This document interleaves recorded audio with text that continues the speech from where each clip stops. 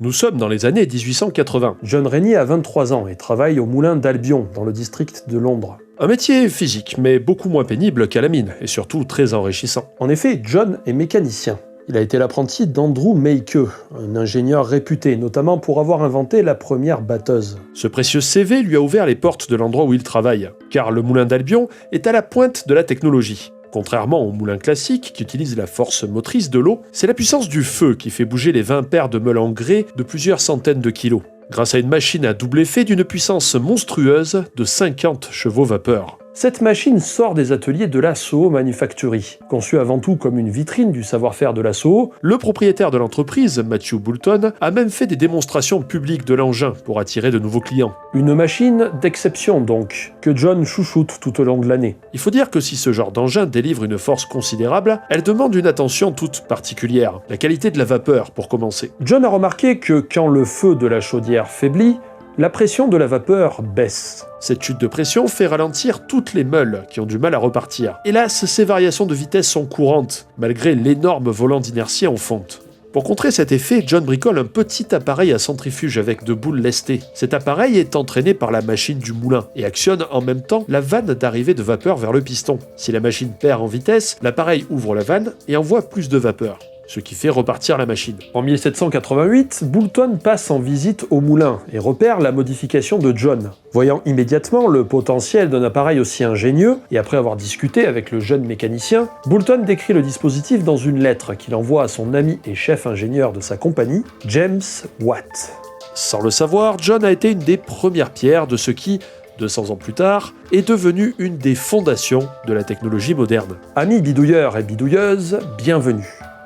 Bienvenue dans une brève histoire du contrôle automatique.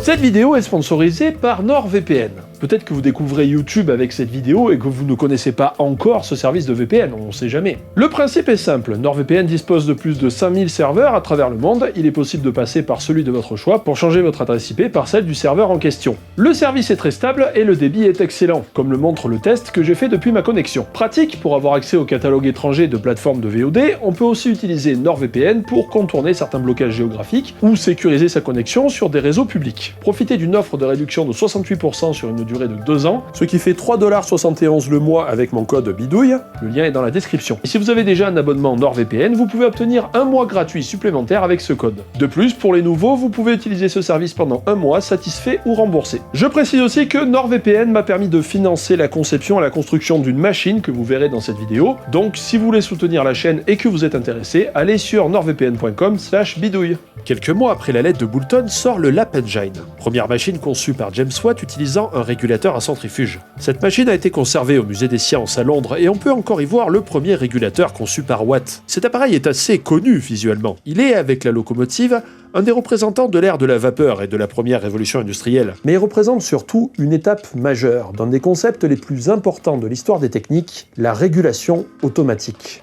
Après le Lap Engine, toutes les machines sortant de la Soho étaient équipées d'un régulateur, et les concurrents n'attendirent pas longtemps pour imiter à leur tour ce système. La précision de la machine à vapeur, couplée à son efficacité en amélioration constante, fait qu'elle s'impose petit à petit partout où on a besoin d'énergie mécanique. Jusqu'à la moitié du 19e siècle, le régulateur fut repris et amélioré. En effet, celui de Watt était trop fragile et ne fonctionnait qu'à très basse vitesse, en dessous des 100 tours par minute. Il n'était pas non plus très précis. Par conséquent, des centaines de brevets ont été déposés, sans pour autant faire d'améliorations importantes. C'est en 1858 qu'a eu lieu la première amélioration majeure du régulateur, et c'est avec elle que nous allons voir comment il fonctionne. Charles Tablotte Porter était un avocat américain. Il expliqua dans ses mémoires que c'est par hasard, en essayant de fabriquer son propre système de contrôle, qu'il réussit à mettre au point le régulateur à haute vitesse. Et vu que j'ai de quoi fabriquer des trucs, pourquoi ne pas vous montrer comment ça fonctionne vraiment ? Le régulateur est constitué d'une tige en acier rectifiée le long de laquelle coulisse une bague imprimée en 3D. Cette dernière est montée sur un roulement qui permet de fixer des contrepoids guidés qui ne bougeront pas pendant la rotation. Les sphères sont fixées au bout de 2 tiges filetées. Les articulations imprimées en 3D permettent de relier les bras du régulateur par 2 petits axes sur la bague coulissante. Enfin, le régulateur est entraîné par un moteur électrique à courant continu, qui est piloté par un petit montage électronique de mon cru. La tension du moteur varie de 0 à 12 volts par incrément de 0,047 volts. Pour l'expérience, j'ai rajouté 2 éléments. Un capteur de vitesse pour savoir la vitesse de rotation réelle du régulateur et un capteur de hauteur du régulateur qui roule le long d'un guide, ce qui permet de mesurer la hauteur de la bague. Cela donne le régulateur de Porter. La différence avec le régulateur de Watt, c'est les deux contrepoids ici. Cela a pour effet de contraindre les boules à s'écarter moins vite et donc de pouvoir augmenter la vitesse. Évidemment, sur un régulateur de 1850, il n'y a pas d'électronique. Je m'en sers ici pour piloter un moteur électrique à la place d'une machine à vapeur, ce qui, vous en conviendrez, est légèrement plus simple à concevoir. Le régulateur à boules de l'époque convertit une vitesse de rotation en une hauteur de bague qui est reliée à un levier ou à un axe. Quand le régulateur tourne trop vite, la bague monte et, via un mécanisme, un levier par exemple, agit sur l'arrivée de vapeur en agissant sur une valve papillon. Valve papillon. C'est joli comme nom. On peut décrire le fonctionnement de cette manière. Ici, on a la machine à vapeur qui tourne à une certaine vitesse. On agit sur son débit de vapeur en entrée et en sortie, on va mesurer sa vitesse. La machine réagit d'une certaine manière en fonction de sa vitesse et de ce qu'on lui donne en entrée. Et réussir à mettre en équation le comportement de l'appareil, donc savoir comment va se comporter la machine en fonction de l'arrivée de vapeur dans le temps, par exemple, a été un des enjeux en régulation pendant le 19e siècle. Car, en effet, ça se résout avec des équations différentielles. Et il a fallu que des big boss de la science, comme James Clerk Maxwell, se penchent dessus. La vitesse est mesurée par le régulateur à boules. La vitesse qu'on désire est en entrée ici. Ce cercle représente le calcul de l'erreur, qui est la différence entre la consigne et la vitesse mesurée. L'erreur est ensuite corrigée par une proportionnelle, c'est-à-dire un bête coefficient multiplicateur qu'on nomme gain. Le gain peut être représenté physiquement par la position du pivot du levier. Avec un gain de 1, le pivot est au milieu. Avec un gain de 2, c'est comme si j'avais décalé le pivot vers la gauche. On voit que pour la même erreur, avec un gain de 2, j'ouvre 2 fois plus vite la valve. La vapeur est envoyée à la machine, qui change de vitesse, vitesse qui est mesurée par le régulateur, qui applique à son tour une correction, etc. On obtient ce qu'on appelle une boucle de rétroaction, ou feedback loop en anglais, concept central en théorie du contrôle automatique. Sur mon montage, il n'y a pas de levier qui actionne directement le moteur. Je me contente de simuler le levier par une équation mathématique très simple, gérée par la carte électronique. Voyons ce que ça donne en vrai. En gros, si je vise une hauteur de bague de 3 cm, je tourne entre 360 et 370 tours par minute, ce qui correspond à 4,7 volts pour le moteur. On teste d'abord avec un gain de 1, puis un gain de 10. Voici les courbes des deux tests. Cette courbe représente la hauteur de la bague, donc la vitesse de rotation. Quand je ralentis le moteur, la bague descend. Ici, on a la réponse du régulateur en volts envoyée au moteur. On voit qu'avec un gain de 10 pour chaque variation, il va beaucoup plus augmenter la tension du moteur qu'avec un gain de 1. 10 fois plus en fait. Regardons plus en détail. Avec un gain de 1, le régulateur n'arrive pas à atteindre la hauteur voulue. Il est aussi très mou. Quand je le ralentis, on voit la bague baisser comme prévu, et une fois que je relâche, il met longtemps à réagir et se stabilise en dessous de la consigne. Si j'augmente le gain de 1 à 10, la réponse du régulateur est beaucoup plus nerveuse. Le moindre écart entre la consigne et la valeur mesurée le fait beaucoup ralentir ou accélérer. Si je passe le gain à 100, le moteur accélère à fond avant de s'arrêter complètement. Le résultat est une oscillation autour de la commande. Finalement, il arrive à rester pas trop loin de la commande, parce que le régulateur réagit très vite et le moteur aussi, ce qui ne serait pas le cas sur une machine à vapeur.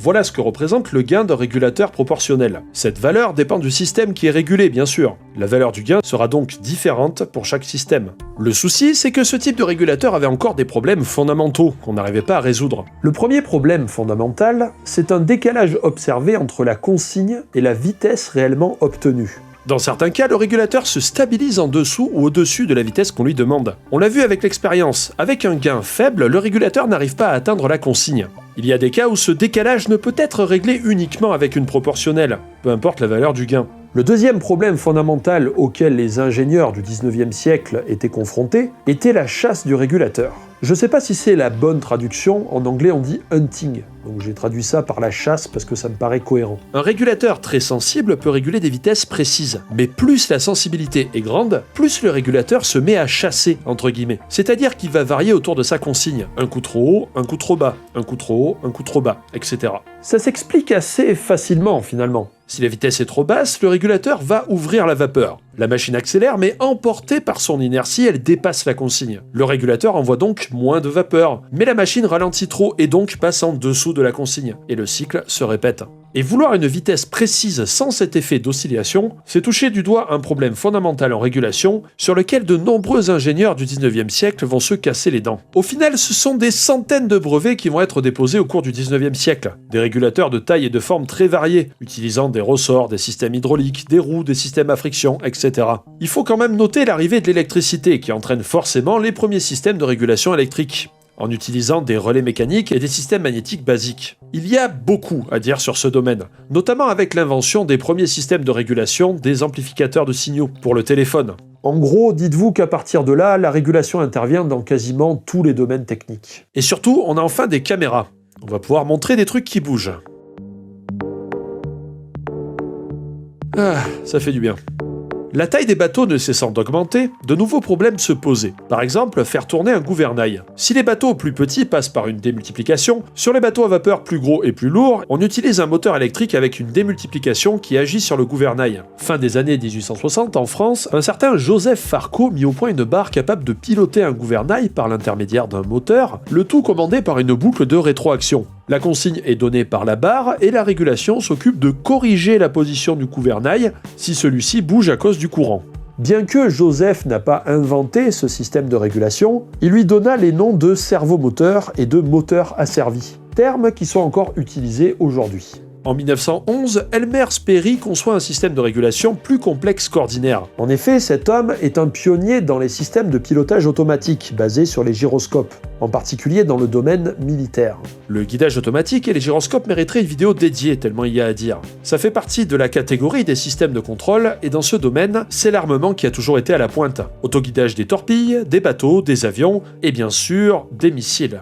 Ce qui nous intéresse chez Sperry, c'est qu'il a mis au point une régulation pour un gouvernail comme Joseph Farquot. Mais la différence, c'est que son système asservi reposait sur une régulation encore massivement utilisée de nos jours, le PID.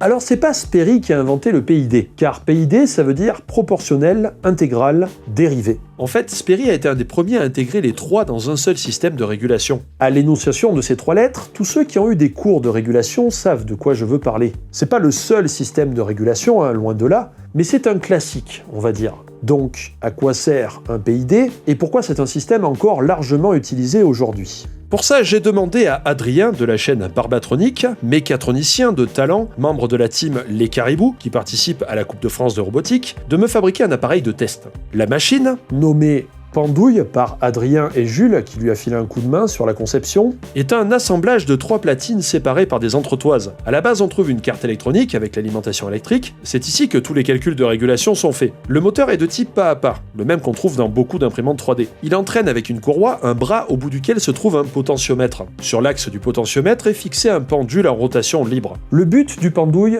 est simple, tenir un pendule en équilibre droit, comme on le ferait avec un manche à balai sur un doigt. Pour ça, le pendouille n'a qu'un seul repère, la position du pendule grâce au potentiomètre. Cette position va être comparée à la consigne. Le pendouille bénéficie d'une conception de qualité, je me suis pas adressé à n'importe qui. Adrien fait d'ailleurs des lives sur Twitch où il construit tout un tas de choses, comme des parties de robots pour la Coupe de France. Je vous ai mis le lien dans la description. On voit que le point d'équilibre se trouve dans une zone très petite. Plus on s'éloigne de la verticale, plus le système se déséquilibre rapidement. C'est pour ça qu'il n'est pas possible de réguler un pendule avec une proportionnelle, comme le régulateur à boules. Plus le gain est fort, plus les oscillations seront fortes. Le pendule, emporté par son inertie, va basculer de l'autre côté et tomber. Cela lui permet de réagir très vite, mais ça ne suffit pas. Pour réussir à maintenir en équilibre le pendule, il faut surtout être capable d'anticiper ses mouvements.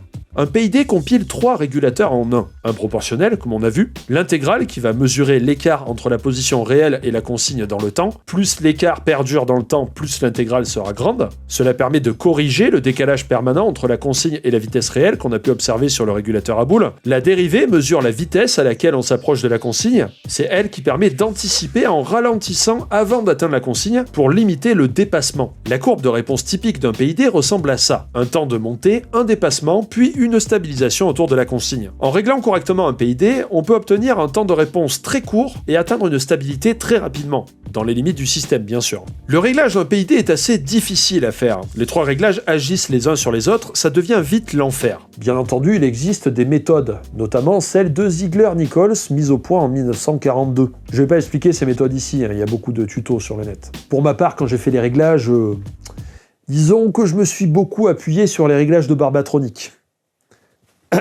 Le réglage que j'ai pu obtenir permet de garder l'axe droit sur une durée indéterminée. C'est impressionnant de voir la machine tenir le pendule droit, surtout qu'elle est capable de réagir très rapidement à une perturbation extérieure. Quand on regarde la position du pendule par rapport à la consigne, on peut voir qu'à chaque perturbation, le PID corrige la position avec quelques oscillations. Voir ce genre de machine fonctionner donne l'impression que la machine est vivante sans l'être vraiment. Je pense que cela est dû au fait qu'elle réagit à son environnement. On dirait une sorte de début de vie mécanique qui poursuit un objectif absurde. Corriger sa position, quoi qu'il arrive. Bien sûr, les PID en 1910 n'étaient pas gérés par des microcontrôleurs électroniques. Voici un exemple de régulateur PID pneumatique de l'époque. Véritable pièce d'horlogerie, ce genre d'engin coûtait extrêmement cher et devait être isolé des conditions parfois extrêmes des machineries. Le PID est encore massivement utilisé en industrie car facile à mettre en œuvre, avec la possibilité d'obtenir une excellente réaction et une très bonne stabilité. En revanche, il ne peut pas être utilisé pour tout réguler. Il existe donc d'autres systèmes de régulation. Mais pour nous, on va en rester là. Et puis on arrive dans les années 40.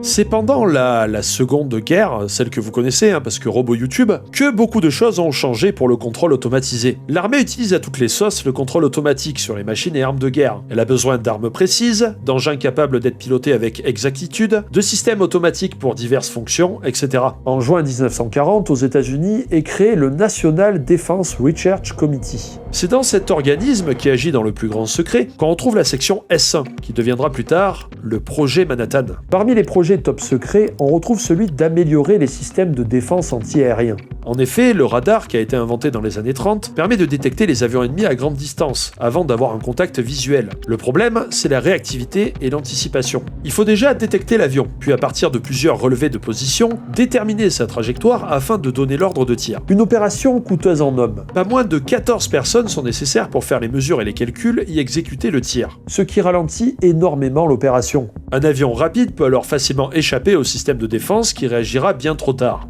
On décide alors de monter une équipe multidisciplinaire dirigée par Hendrik Wade Bode, parmi laquelle se trouve le mathématicien Claude Shannon, pour mettre au point un système radar capable d'accrocher et de poursuivre l'avion dans le ciel, grâce à des servomoteurs à la base de l'antenne. Cela permet alors d'avoir la position de l'aéronef en temps réel sans réajustement. Mais les chercheurs ne s'arrêtent pas là. Pour augmenter la réactivité, ils connectent directement le radar au directeur, un ordinateur analogique qui était déjà utilisé pour faire les calculs trigonométriques afin de déterminer où et quand tirer. En effet, pour tous ceux qui ont déjà joué à un jeu de tir en avion, vous savez qu'il faut viser devant l'avion le temps que le projectile atteigne directement sa cible. Et ben, ces ordinateurs de la Seconde Guerre mondiale servaient à faire à peu près la même chose. Bon, il y avait aussi la prise en compte du vent, etc. La différence ici, c'est que l'ordinateur reçoit directement les informations au lieu de passer par un humain. Il résout ensuite les équations permettant de prédire la position de l'avion et envoie les commandes aux batteries de canons, eux aussi montés sur des servomoteurs. Une tâche énorme, à une époque où l'électronique en est assez balbutiement, mais couronnée de succès.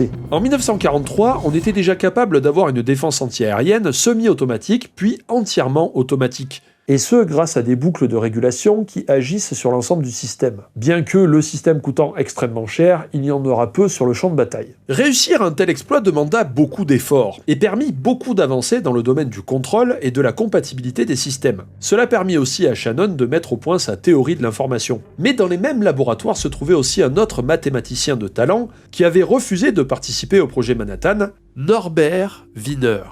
Alors, petite précision, dans la suite de la vidéo, j'ai dit tout le temps Wiener, alors que normalement c'est Wiener. Et bien sûr, je m'en rends compte juste avant de sortir la vidéo, donc voilà. C'est toujours comme ça de toute façon. Le système de prédiction du directeur modifié par l'équipe de Shannon était obtenu par un calcul de trajectoire simple. Il y avait une certaine efficacité, mais il restait basique. Wiener pensait qu'il était possible d'aller plus loin. Il voulait mettre au point son propre ordinateur avec un système de régulation avancé. Nommé le Predictor, il était capable d'anticiper les mouvements de l'avion, comme le directeur, mais avec une logique complètement différente. Il voulait simuler le comportement d'un pilote se sachant pourchasser. Elle n'est pas évidente à dire, celle-là. Le principe est toujours le même. Mesurer la position de l'avion, puis prédire sa position future. Si l'avion change de cap, le système réajuste son estimation. Mais un pilote dans la position de proie a un comportement particulier qu'on peut approcher par des calculs statistiques. À partir d'une trajectoire, le prédicteur définit une série de chemins possibles et détermine le plus probable. Ce qu'arrive à faire Weiner, mais son système n'est que 10% plus efficace que celui du directeur, et la capacité de calcul extrêmement limitée du prédictor le rend bien moins réactif que le directeur de Shannon, sans compter sa complexité à construire. Le prédictor n'ira donc jamais sur le terrain, mais c'est un des premiers pas qui va mener Weiner vers quelque chose de beaucoup plus grand. En effet, Weiner se rend compte que l'essentiel de la question est la manière de comment on récupère l'information et de comment on la traite. Et qu'au final, réguler une machine, une pression ou une température n'est pas très différent que de contrôler indirectement un pilote d'avion en lui tirant dessus. Avec d'autres collègues, dont l'ingénieur Julian Bigelow et le physiologiste Arturo Rosenbluth, il note que non seulement on peut anticiper les actions du pilote, mais aussi les influencer. Sous le feu, un pilote change de comportement. Ce qui modifie sa trajectoire, donc modifie le comportement des canons antiaériens, modifiant à son tour le comportement du pilote. Un mécanisme de rétroaction qui apparaît comme central dans le contrôle de l'action et qui pousse les scientifiques à développer une nouvelle méthode d'étude comportementale. Désormais, la régulation ne concerne plus que les machines, mais aussi les êtres vivants.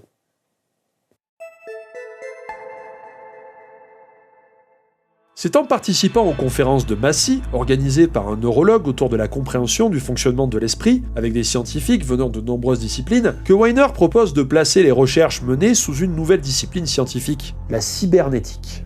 La cybernétique est, je cite, une théorie entière de la commande et de la communication, aussi bien chez l'animal que dans la machine. Un des principes centraux de cette discipline, qui aura beaucoup de succès durant les années 50 et 60, est la rétroaction. La capacité d'un système à traiter l'information pour s'auto-réguler et à s'adapter à son environnement. Le régulateur à boule de Watt est présenté comme un des prémices de la cybernétique. Mais la cybernétique ne s'intéresse pas qu'aux machines. L'idée est allée bien plus loin et sur des systèmes autrement plus complexes. C'est pour ça que les cybernéticiens s'intéresseront aux animaux, aux humains, et même aux sociétés. En fait, ils ne dissocient pas forcément les humains des machines. Tous deux sont des systèmes qui traitent de l'information, tous deux peuvent être analysés de la même manière. Mais comment comprendre ce qui agit sur l'action dans une société? Comment faire alors que c'est une entité extrêmement complexe? Un des principes est de ne pas s'intéresser à comment fonctionne un système, mais à son comportement, ce qu'il fait en fonction de paramètres sur lesquels on agit. Cela se traduira par le concept de la boîte noire. Comme je l'ai montré avec la machine à vapeur, un système complexe peut être représenté par une simple boîte avec une entrée et une sortie. Avec une bonne analyse, on peut prédire la sortie à partir de l'entrée sous la forme d'équations mathématiques. Et bien sûr, les méthodes pour analyser et créer un modèle de simulation d'un système complexe sont nombreuses. La cybernétique est donc une théorie du contrôle et de l'information. Walter Pitts et Warren McCulloch modélisent en 1943 le cerveau humain comme une machine logique. Influencés par Weiner et Shannon, ils développeront les premiers neurones artificiels vus comme des opérateurs booléens, connus sous le nom de neurones formels. Encore une fois, l'idée est de s'approcher du fonctionnement d'un neurone via son comportement, sans chercher forcément à comprendre sa mécanique interne. Ceci marque les prémices de l'intelligence artificielle et des réseaux de neurones qui sont aujourd'hui utilisés dans divers domaines. Par exemple, en régulation, il n'est pas possible de tenir 3 pendules en équilibre l'un sur l'autre avec une régulation de type PID, comme on l'a vu avec le pendouille. Mais avec un petit réseau de neurones formels entraînés, on arrive à faire des choses bluffantes.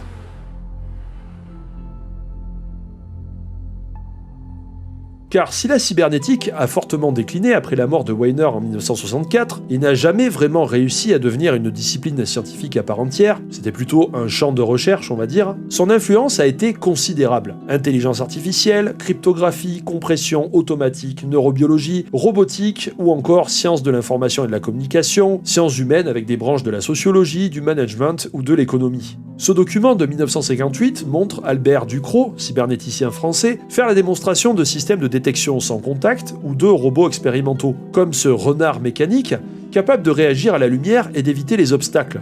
Et dire qu'aujourd'hui on s'amuse à faire cette expérience avec des enfants en CM2. Et d'ailleurs, Albert s'étant formé en URSS, il est important de noter que, bien que Weiner soit à l'origine du mot cybernétique, ce sont des cybernétiques qui se sont développées dans le monde. La cybernétique devenant même pendant quelques années une des sciences officielles du régime communiste. Autant vous dire que les objectifs et la mentalité n'étaient pas la même qu'avec ce qui se passait aux États-Unis. On pourrait passer des heures à débattre de tel ou tel concept, en premier lieu du réductionnisme de l'homme à une machine, ou des limites de la boîte noire ou du modèle comportemental. Quelle est la place de la réflexivité là-dedans? de la réactance, de l'individu? Sommes-nous juste des machines à traiter de l'information de manière déterministe? Il ne faut pas croire que les cybernéticiens n'y ont pas pensé. Weiner lui-même menait tout un tas de réflexions sur ce qu'impliquait la cybernétique, ou de la création d'un cerveau artificiel. Il était même extrêmement critique sur l'utilisation qu'on pouvait en faire, refusant par exemple que la cybernétique soit utilisée à des fins militaires. Avec le recul des années, certains analysent le succès de la cybernétique parmi les scientifiques comme une manière de se racheter après avoir créé l'arme ultime et vécu les horreurs de la guerre. La cybernétique serait le moyen de réguler les sociétés vers le calme plat de la paix, loin de l'instabilité destructrice de la guerre. Et permettrait aussi de penser le rapport homme-machine et de se prémunir d'une relation destructrice entre les deux. Quand on lit des trucs sur la cybernétique, on se demande si ceux qui bossaient dessus étaient des génies ou sont juste allés beaucoup trop loin. Un des exemples marquants a été l'expérience menée par Stafford Beer, qui développa une théorie nommée le viable système modèle. Beer essaya d'ailleurs de mettre au point un système viable semi-automatisé à l'échelle d'un pays socialiste. J'en parle dans cette vidéo et croyez-moi, ça vaut le détour. La cybernétique influencera aussi fortement la science-fiction. C'est en référence à elle qu'est apparu le mot cyborg, ou qu'Isaac Asimov a inventé la fameuse psychohistoire et les 3 lois de la robotique. Je n'ai fait qu'effleurer la surface d'une discipline d'une densité folle, mais je suis sûr que votre imaginaire est déjà peuplé de références actuelles. Aujourd'hui, les réseaux et le contrôle sont perçus comme des outils de domination et de surveillance. À l'époque, la cybernétique était déjà traversée par ces questions. Il est incroyable de voir à quel point les questions soulevées par la cybernétique à l'époque sont d'actualité aujourd'hui. Et l'influence s'étend bien au-delà des œuvres d'Asimov. On ne peut s'empêcher de penser à ce qu'aurait dit Weiner en voyant Internet et les innombrables dispositifs que nous avons pour acquérir de la donnée. À quel point, dans les années 40, ils avaient déjà compris la valeur de l'information, quand aujourd'hui, les entreprises les plus puissantes s'appuient précisément sur elle. En fait, la cybernétique, c'est le mouvement qui nous a fait basculer progressivement dans l'ère de l'information. C'est elle qui fait le pont entre la régulation et l'ère de l'informatique. Et les questions qu'elle a soulevées ne sont pas encore résolues. Loin de là. Et c'est comme ça qu'on en arrive à une entreprise comme YouTube, qui gère près de 5 milliards de vues par jour, l'attention de 2 milliards d'utilisateurs et la vidéo que vous regardez avec de simples boucles de contrôle automatique.